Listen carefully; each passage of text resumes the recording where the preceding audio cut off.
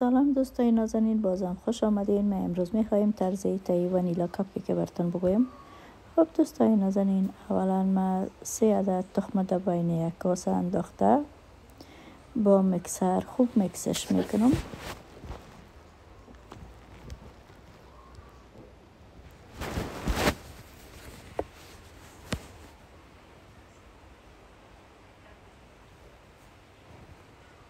خب دوستای نازنین، تخم ما خوب باید با مکسر مکس کنیم، به خاطر که کیک ما خوبتر و عالیتر میاد. هر قدر یعنی کیک شما زیادتر با مکسر بزنین، اما قدر کیکتان عالی میاد.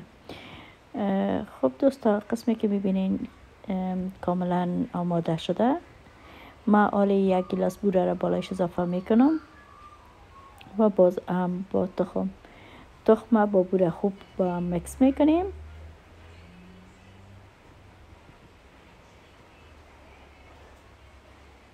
و 1 قاشق ونیلا، البته 1 قاشق چای خوری ما بالایش اضافه میکنم. باز هم دوستا ما ایره خوب مکس میکنم.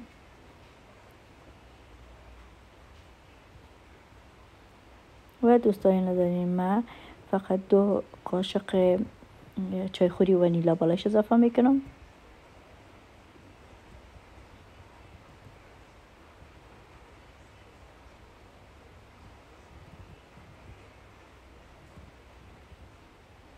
نیم گلاس روغن دوستای نازنین مد نظر گرفتیم، روغن هم بالایش اضافه میکنیم. و همچنان 1 گلاس شیر بالایش انداخته، باز هم تمام مواد را با خوب مکس میکنیم.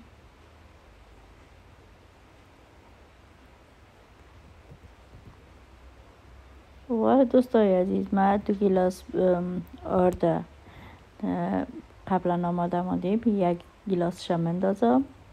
البته 2 گلاس بسیار زیاد نی، کمتر 1 گلاس هم اندازیم. دوستای عزیز، ما ایره کم با همین مواد که ماندیم مکس میکنم.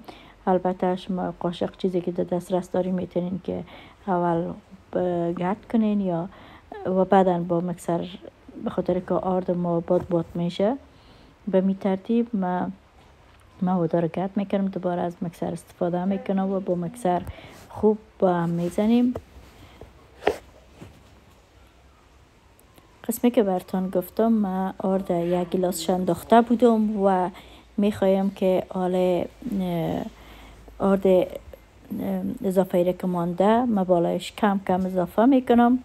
و دوستان عزیز، فکرتان باشه که خمیر ما نه بسیار سخت باشه و نه بسیار نرم باشه، به اندازه. و همچنان از کاسه را خوب از دور برش ما کرده، یک هر چیزی که شما یعنی دوستای نازنین در نظر در دسترستان است، میتونین تمام مواد را داخل هم گرد کنین و باز هم با مکسر خوب مخلوط کنین. خب دوستا، قسمی که میبینین مواد کاملا آماده است. ما فعلا داش روشن کردیم و قالبارم تیار ماندیم و حال از این موادی که ما آماده کردیم به داخل تمام قالبا انداخته. البته به داخل قالبا فقط 2 قاشق از این موادی را که ما آماده کردیم 2 قاشق مندازم. ما نمیخوایم که بسیار زیاد پرتم، به خاطر که به اندازه باشه. وقتی که کیک پخته میشه آهسته آهسته بالا میایه و وقتی که شما از به خاطر دیکور یا دیزاینش که میخواین از آیسینگ استفاده کنین، او که بالایش میاندازین، باید یک ذره جای داشته باشه. با مخاطر دوستان، ما فقط 2 قاشق از این مواد را که آماده کردیم داخل هر کدامش مندازم. و قسمی که میبینین تمام مواد را ما داخل قالب انداختیم و آلی را داش میگذارم تا ای که تمام کپکیک ما پخته شود.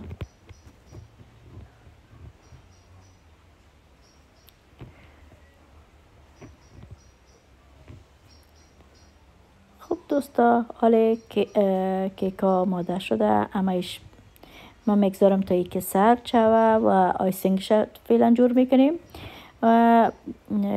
دوستای عزیز، ما فقط مسکره، البته یک گلاس مسکره در بین یک کاسه انداخته، یعنی 230 گرم میشه. با مکسر خوب میکسش میکنم.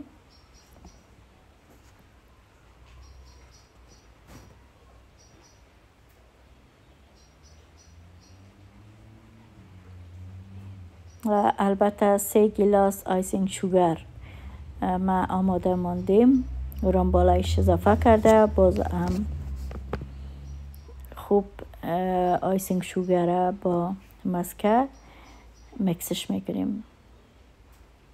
البته دوستا کم کم مندازیم تا ای که کاملا حل شوه، کلش یک جای نمندازیم. اولا شما با قاشق دوستا میتونین که مواد با مسکر گرد کنین، به خاطر که اگر با مکسر مکس کنین تمامش باد میشه.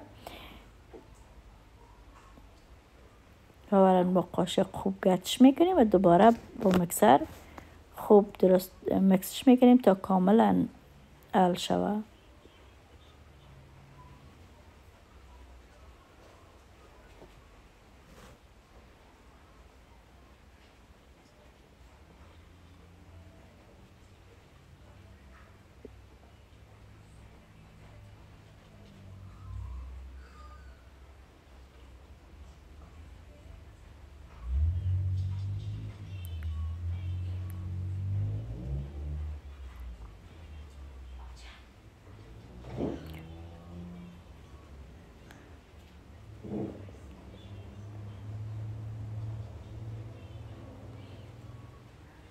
خوب دوستا، ما آله آیسینگ اضافه که آیسینگ شوگر اضافه که مانده بود او رو بالایش اضافه کرده و دوباره خوب گردش میکنم.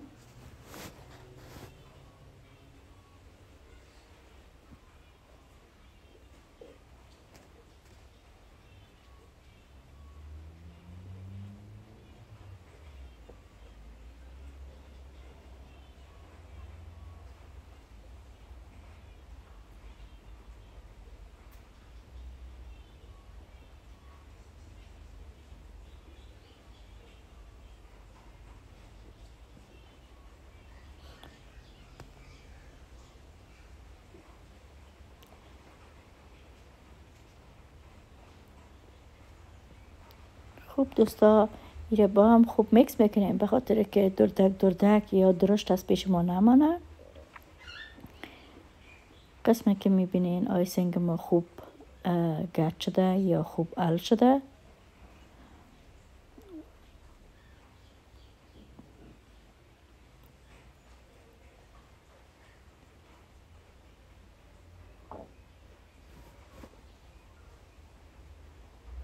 و دوستان، من فقط یک قاشق از ونیلا بالایش اضافه میکنم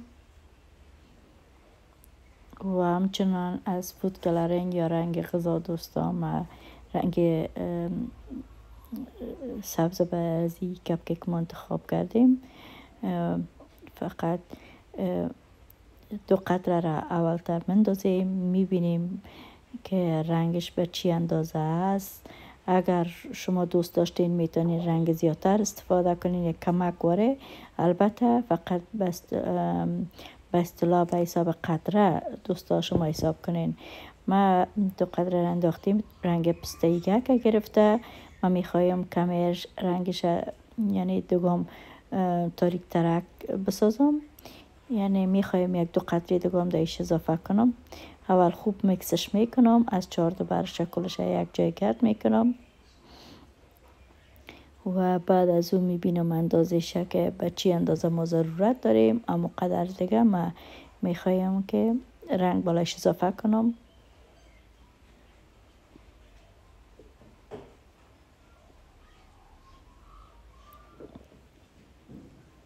حالا دوستا، قسمی که دیدین رنگ انداختم، حالا بازم با مکسر مکسش میکنیم.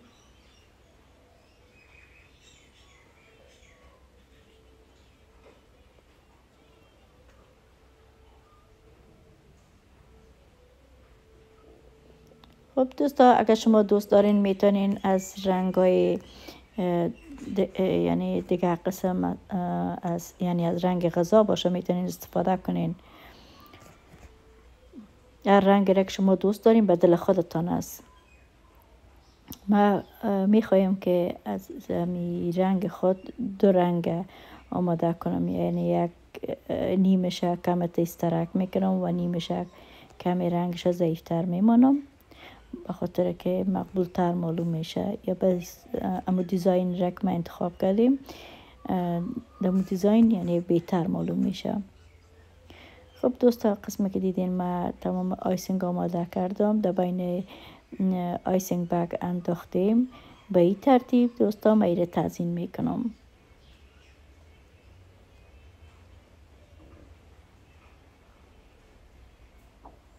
خب دوستای عزیزی هم کپکیک که ما آماده کردم، امیدوار هستم خوشتان آمده باشه. اگر خوشتان آمد دوستای عزیز ویدیوی ما را لایک کنین و همچنان اگر میخواین ویدیوهای بعدی ما را ببینین سابسکرایب فراموشتان نشه. و همچنان اگر شما کدام نظر دارین و یا کدام سوال داشته باشین در کامنت در پایان بر من نوشته کنین، حتما جوابش براتون میتم. خب دوستای عزیز خداحافظ تا ویدیوی بعد. همچنان تشکر از تماشا کردن شما و از حمایت شما.